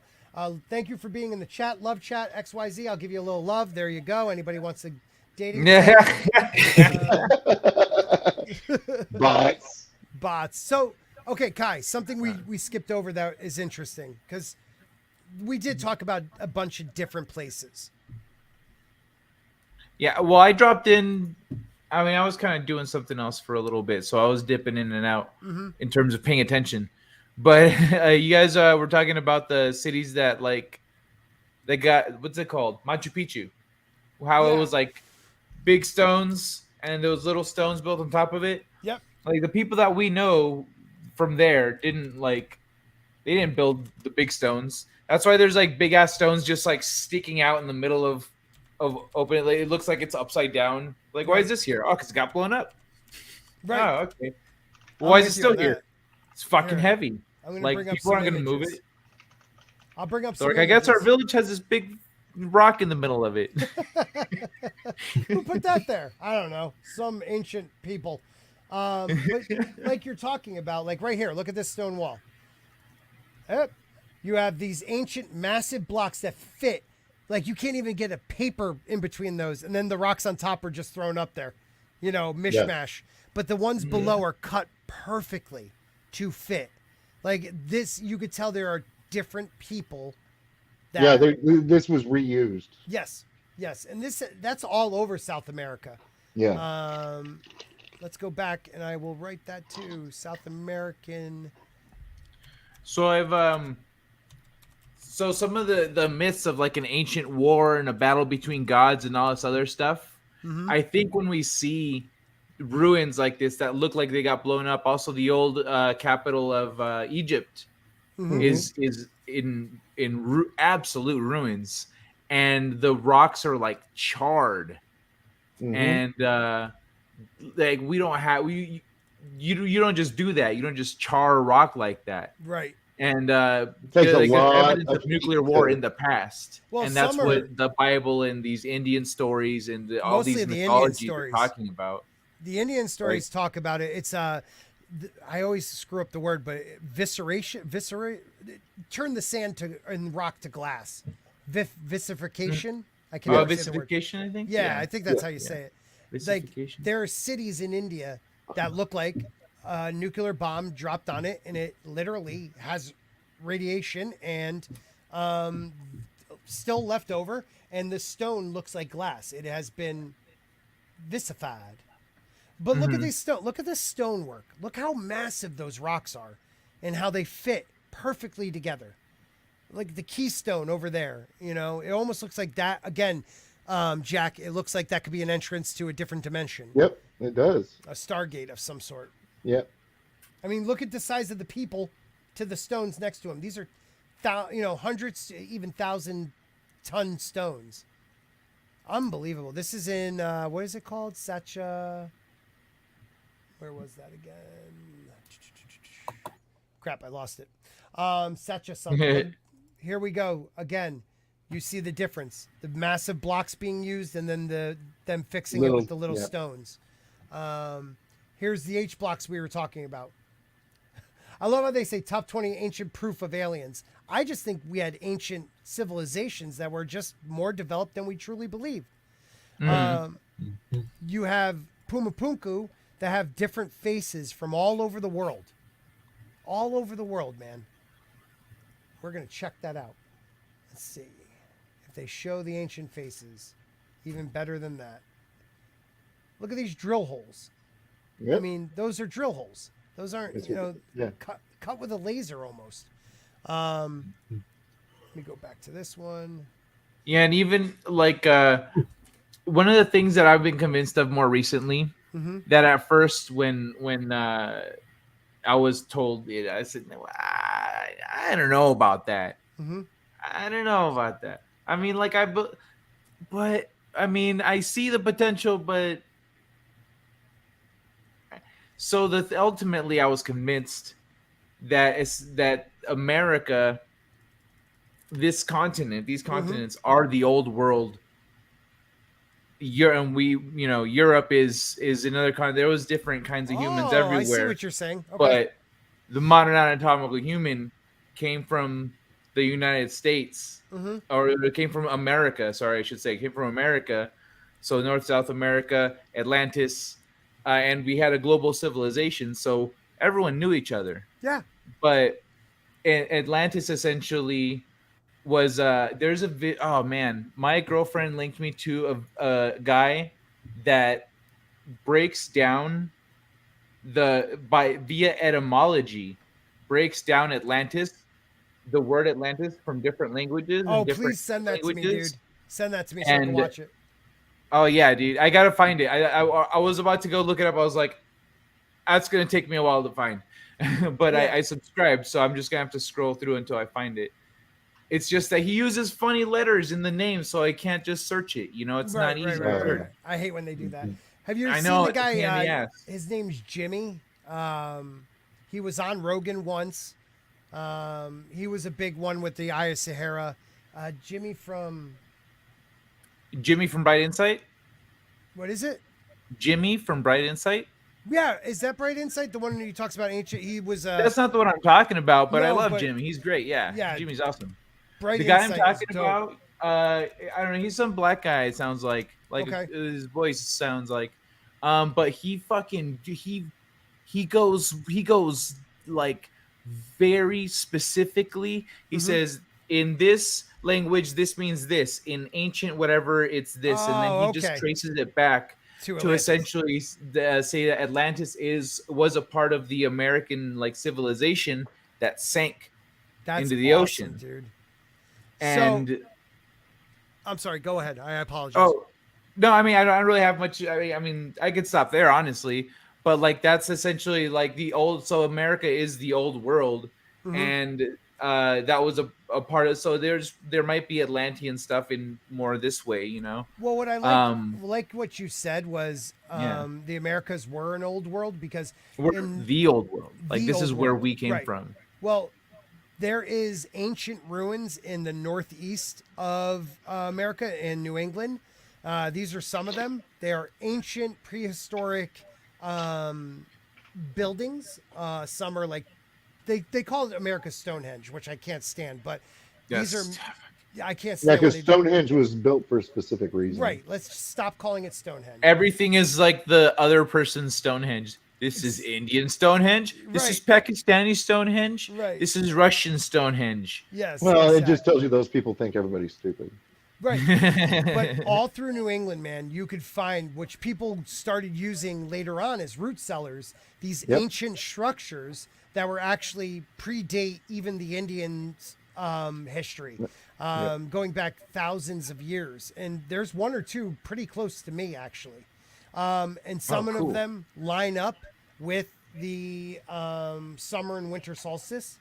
So like these are, and that's another thing that links a lot of these different cultures is the idea of they all have something with the summer or winter solstice where sunlight goes through one of their ancient structures and like the light lands, at noon on the winter solstice on this one spot of this, ancient pyramid. But these stories are from all over the world. Yeah. That. Well, like my best friend lived in Maine for 5 years, up in the boonies, and he said that there's so much forest back there that nobody's even seen some of it. Right. And he said you come across stuff like that all the time. Yep. And people just assume it's Indian stuff when it's not. Right. Right. So this one is a winter solstice. Yeah. So they asked the Native Americans, they're like, "Oh no, that's been there forever, man." Yeah. Well, and a lot of their stories are like that, man. A lot of their stories are this was definitely here before us, and we don't respect them enough to say that's true. It was here before we came. Yeah, like if you talk to people from Peru, like with the Nazca lines and all that stuff was there before they got there. And now with LiDAR and all these different satellite imaging we could do, they're finding thousands of, I'll call them drawings, but they're massive, drawings in the sand and dirt for the Nazca lines or Nazca lines. Well, the other alternative interpretation is perhaps our old world Atlantean empire was spacefaring, and it wasn't aliens. Yeah, right. We could have had flight and all that. Well, like we could have even not necessarily been spacefaring, but we could have even been, as Graham we could have been using portals. Yeah, right. We could have been using portals. We don't need to. We can fly and use portals. We don't need to go to space. Right, like it's unnecessary. And people say, well, how come there's nothing? There's little stuff left. The only thing left is stone because the world got wiped away, like a big hand. That amount of water, it was like a hand in the sand just pulling it off. So where would the stuff that perhaps rusts and corrodes and disappears over thousands of years, the only things that's left is stone. Right, and that's true. There was actually a show. That could have been why they used stone to build everything. Well, that's the only thing that would last. They could have used something else other than stone, but it's just gone now. There's a show on the history. People, Earth after people. Yes. Yeah, it doesn't take very long for the buildings to disappear. I mean, within 10,000 years, rock was the only thing left. That was it. It was very. Yeah, go ahead. I was watching a documentary. I don't remember. It was years ago. I don't remember what it was called, but it was basically like, what if human life just completely disappeared? Yeah, after people. Earth after people. It would take like, I think 10 years for buildings to start falling, but after 100, like pretty much everything would have fallen and like rusted away and basically be disappeared. But all of our stone like monuments, that would still be here. So like Mount Rushmore, some stuff like that. The Hoover Dam would still be there for a very long time. Like there were places that would be still around. It was after a couple thousand years where stone was like, because after a couple hundred to even 1,000, massive skyscrapers would still be visible. They would just be collapsing and overgrown. But after, I think it was 10,000 years, it would be those. New York is a specific, has a faster timeline because it would flood. Right. They have to keep the power running in order to pump all the water out from under the island. Right. Mhm. So it would be faster. New York would no, disappear much valid faster. point, man. Yeah. Valid point. The Nazca lines blow my mind, man. Yeah, they look like runways. Yeah. So like right here at the bottom right of that picture, that's a runway next to that spiral. Yep. They carved off half a mountain, and some do look like designs. I mean, they were probably, to their gods. Or it could have been directions to the pilots. Yeah, that's true. That is true, man. I didn't even think of that. It's very interesting. All right, hanging right at the bird, and you can use runway 4. Yeah. That's runway bird right there. Yeah, runway bird. bird. That's runway monkey. Yeah. There's all different shit. What do you mean spiral? I don't see a oh shit, there it is. Okay, I see a spiral. I'm coming in. Ruins.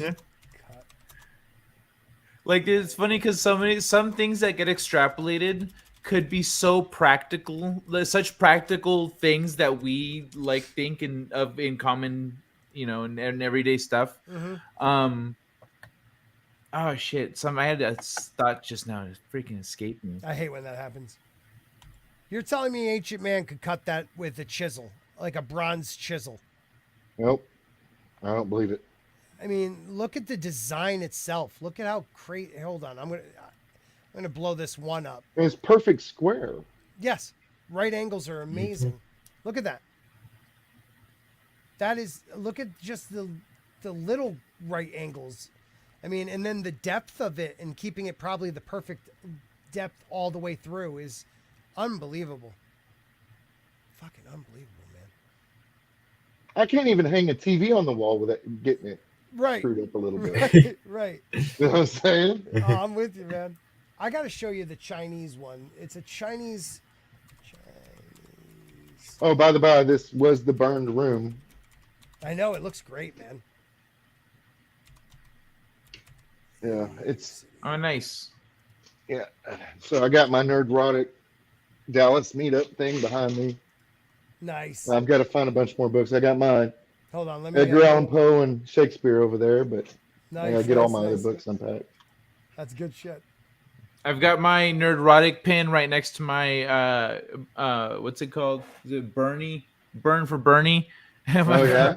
I've got nerdrotic and Bernie Sanders next to each other. That's fantastic. It's funny. Oh, this is the one right here. All right. Who built this ancient high-tech cave system? Okay. Oh yeah, this. This is insane. Yeah. This is freaking Pinterest, though. I don't know how to. Okay, I got to figure this out. Let me see if I get the Lane River. Okay, hold on. We're gonna skip a couple here. Okay. Inside China's huge underground city. Okay, that's not. New York Post. Yeah, it's not the one, not the one I was thinking of. I'll just show pictures. But this is the one I was talking about earlier where they cut. Yeah. Look how they cut this. First of all, it looks like they cut it in levels, perfect levels. They can't find the debris from out of this place. So the stone that they took out of it, they can't find the debris anywhere near this place. So it's had to been reduced to sand. That pretty much. And the way they carved it, it looks like they carved levels down. Yeah, it does. Almost like they, you know how in modern day, like when they ripping up asphalts, they have like that machine that cuts under the asphalt and just cuts it in sheets to peel it off. That's almost what this looks like. They did to the stone. It's pretty insane. Oh, I've seen lasers looking. I'm sorry, guys. I've seen lasers cut metal like that. Right. Look at that. That's insane. Yeah. I've seen them use water to cut certain things like that. Where the water spray cuts out a level at a time. Yeah. Yeah. I have not been keeping a great eye on the chat. I apologize for that, guys. I've been really looking at a lot of pictures. Scotta, the king of games?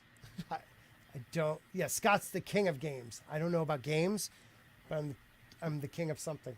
I know that Ancient Man can do those things because I've seen Modern Man do with the tools from the era. Do this, though. Come on. I've seen them cut through stone with sand and stuff like that. But in the time period that they talk about, I've never seen them cut those angles so precise. Like the H blocks and stuff like that.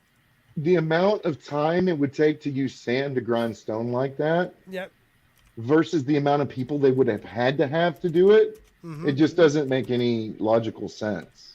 No. Right? Like they would have had to have more people than could possibly have had and fed at the time to using sand to grind that entire structure out. That just doesn't make sense. Right. I mean, yeah, go ahead, buddy. Mao could have made a lot of money selling stuff instead of destroying it. He was a piece of shit.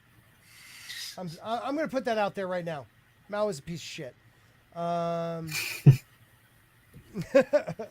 Fun fact. Yeah. Mao sucks. Fun fact, Mao's first big national agenda was to kill off this bird that that was deemed to be a pest. And so they did. And then they experienced a massive famine that killed millions because kind of crazy, that bird killed the animals that were killing the plants. Kind of crazy. Not only that, all but the they pests use just these. devoured the farms. What were you saying, Mason? Not only that, but he also implemented this this farming practice where you plant the seeds very close together, because a Russian guy had presented this theory, and obviously it didn't work in Russia and caused a huge famine. Go figure. And instead of learning from that, he just redid it in China and caused another giant famine. Oh, so it was a double hit. There was a double hit. So not only did they like get rid of the birds, but they also packed way more seeds and food into the ground than usual by putting them closer together. And oh man, they really fucked up. You know what? Also, Mao also killed like over, like I think 75 to 100 million of his own people. He's awesome. He was awesome. And that's just on purpose. Now they own the NBA. That's not counting the ones we're talking about. All the ones he killed on accident right now. Yeah. We're discussing all the people he killed by accident. When people say he killed all these people, they're leaving out the people he killed by accident. Yeah, that's insane, dude. That's insane. He's like, I guess millions of my people died. Hey, let's get this bird back. That's fantastic. God, the sex bots are really after me tonight. That is awesome. I know, right? It's there you insane, go. Best man. adult dating site. At least become a goddamn sub. You pay for them once and they don't go away. There was one day where they kept paying for memberships because I guess they thought they couldn't be blocked, and they bought like 56 $2 memberships for me. So for 1 month they jacked me all the way up. I was like, thank you, love chat. But this is another cool thing. All over the world they have these not keystones, but these locking stones where they put like bronze or steel or iron in there to lock the stones together. And that's in almost on every continent, the same design. Yep. Really? Yep. That's not. I've never seen those before. Oh, I don't know. I don't know about these. Oh yeah. Let's see. What are they called again? These ancient structures are so advanced they shouldn't exist even if built today. So these are 5 different ancient structures that I think we just already talked about. Oh, this is the picture of that Duruku, the one in Turkey. This is how big this goddamn place is. And that's not even giving it justice. It's 18 stories down. It could hold over 20,000 people. It has air shafts, wells, stables. I mean, this place was made so you can live for years underground. Master planned in 3D. Yeah. Kind of reminds me of The Matrix. Right. When they go to Zion. Right. You know what? Not a bad comparison though. But why you'd think that this stuff would be in people's history, like, so this happened and then we lived underground for 400 years and then, or for 1,000 years, and then we came up and now we are this civilization and whatever. And right. Fucking where's this history for anyone, dude? It's so weird that no one preserved that one. The only ones are the Egyptians, and they're like, this is our line of kings. Like, well, only up to here fits our narrative of history. So all the rest of them are made up. They're all gods. Right. No, our history goes back to gods. I said they're gods. There we go. Yeah. I'm not listening to anything else. So much gets lost in like in translation over the years. Like if something happens now, you can tell your kids that you saw a giant metal thing flying in the sky that could take you hundreds of thousands of miles away. Yep. But then their children are going to tell them that same story and be like, yeah, okay, grandpa. And then their children are going to hear that story and so on and so forth. And they're going to be like, hey, that looks like a place I need to harvest this chariot to fly in the sky to take you places. Right. And then it's just like, oh, that was just made up by our ancestors. Yeah, it was just a made up thing. Let's not do. Even though we do the same thing today. Exactly. Yeah. So I didn't bring this one up before. On the island of Malta, there is this place where the acoustics are bizarre. So it's a structure made of megalithic stone, and if you stand in a certain spot, male voices, because we're in a certain hertz range, could be heard out throughout the whole entire complex, just at a talking level. Yeah, but it goes even farther than that. If you're a man chanting at roughly 110 hertz frequency, the entire temple complex turns into a bizarre trance-inducing room that seems able to stimulate the creative center of the human brain. How fucking crazy is that? It literally, if you could chant at 110 hertz, it literally will affect people. It affects people into like a creative trance almost. And I've heard of this place before. The acoustics are made to reverberate throughout the place, but it's certain level of hertz frequencies that can reverberate. Like a woman stands in the same spot and chants, nothing happens. But if a man does at 110 hertz, it does this bizarre trance-inducing room. Pretty crazy. Yeah, right? I heard that that's what Stonehenge was used for. Like the stones are placed so specifically that the sound of like drums will reverberate around and put people into a trance. That's awesome. I wouldn't doubt So it. you guys think we should take Disney executives and force them to sit in there? Yeah. At least their writing group. Yeah. Shit. So at Punku, they have the Lego type, H blocks. But then that's this locking system that was used all over the world. I forget what they call that, but it's a locking shape that they found in Africa, they found in the Middle East, and to hold these stones in place for centuries or millennia. Built before humans grew food, Göbekli Tepe. And these are the stone pillars we were talking about. A lot of them all have belts on these ancient structures too, which is interesting all over the world. Different animals that aren't from this area, cosmic condors and stuff. It's very interesting stuff, man. And they say it's the oldest human construction. Dates to around 9,000 BC. And that's only, to me, I believe, the top of it. They still need to go deeper to figure it out. Mm-hmm. Unbelievable, man. Unbelievable. It's very interesting stuff. And we still have like 30 people watching, guys. You guys are the best. Thank you so much. It was like finding that someone had built a 747 in a basement with an X-Acto knife. Right. But we've been going for about 2 hours, so we're going to call it quits because I got work in the morning and I have a 12-hour shift tomorrow.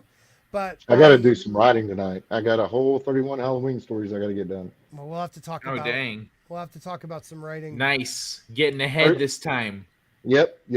Yep, 2 months ahead. So Mason, So let him know I'm where. also writing go them and leaving a little bit of time Yeah. because really, the way I normally do it is I write a story, I try to give it a day, Mhm. and then go back and rewrite. But really, a good story you need 6 months before you go back and rewrite. So I'm trying to get a bunch done so I can let them sit for 15, 16 days, Mhm. and then go ahead and rewrite them and record them and get them. Because I'm going to be on my honeymoon. I'll be coming back the October 1st from my honeymoon, so I'm gonna have to upload them and schedule them. Oh, So that's well. Congratulations on that honeymoon. Yeah, man, that's awesome. well, my parents bought us a cruise to Belize, and then for our honeymoon, and then their house caught fire. So, Wow, that's crazy. so man. we had it paid for before this ever happened. Right. So Oh, nice. Okay, that's good. Yeah, that's definitely then- a good thing. I don't know. The place I worked for when I started 5 years ago was just a privately owned company. Mhm. Then we had investors come in and now it's a corporation. Well, we have unlimited PTO. We have 6 weeks of paid paternity leave for both parents. That's We awesome. have, on top of our PTO, you start with 40 hours of sick time. Mhm. So PTO is not affected by your sick time. And then they just gave everybody, I got a $1.10 raise just for cost of living. Not a lot of places like- are doing that anymore, man. I've never heard of it. I've been in corporate America for 30 years. Right. I'm Lucked never, out. I'm like, are you guys sure y'all are got money? Because Right. you know what I mean? Hey, man, take it and love it. So I want to make That's sure good. everybody knows Mason has a channel. It's called Free Folk of the Fandom. The link is in the chat. You working on anything recently, Mason? I'm a little behind. I need to do some reviews. Okay. Definitely like Stranger Things and catch up on the Orville. Nice. Uh, Get but- on it, man. Get on it. Yeah. Yeah, I got an episode and a half to catch up on. Well, make sure you subscribe to Free Folk of the Fandom. Kai, you working on anything right now? Yeah, I just finished my first short story. I'm gonna start doing short stories on my Ko-fi, and but the first one's gonna be free, and then I'm doing a quarterly short story in like another IP, so that'll be free also. Nice. And I released the second edition of my novel, Space Crime Domino, on Amazon a couple months ago. When was that? May? June? I don't know. I've been busy moving. I'm in Vegas now. I need to get another You're copy. in Vegas now? Yep. That's I need to awesome, get another man. copy That is awesome. because It's I don't the know where text is. mine is. It'll be Storyman Jack. It'll be easier to read. The text is bigger. He's Yeah. old. We're old. I fixed We some need it. things. I gotta get it too. I haven't I have to bought it take my yet. glasses off to read. So I'm I'll the same be- way. I'm the same yeah, I way. just turned 48. So Well, guys, make sure you All right. subscribe to Kai, one of the good dudes in this fandom. Mason, Storyman Jack, congratulations on 500 subs. 500 subs. On your way to Nice, 1,000. dude. Yep. Way to I'm go, proud of man. you. Storyman Jack will be on the Saturday edition of Dump where we can celebrate his 500. And then make sure you guys check out Mad's Dump on Wednesday. The Mad Dump, he does a great job. Has different people like Kai I've seen on there and others. Man, Yeah. it's fun. Yeah, He's and just a he fun helps dude. me out big time, dude, because I can't do it. Yeah. So a lot of you will probably be going over to Yelling at Park Cars, but if you can please stop by ETEP and just give him a shout out, a like, and watch him for a little bit. ETEP is one of the best out there, and he deserves more subscribers and views. So I just want to Absolutely. thank you all. Jack, thanks. Congratulations, guys. Make sure you check him out. Check out his work. I'm going to be checking out your Learning to Write series. And I hope everybody has a great night. This is an old outro, but I just dig it. So I'm going to play it. There you Take go. care, everybody. Good night. Good hanging out, man. Adios.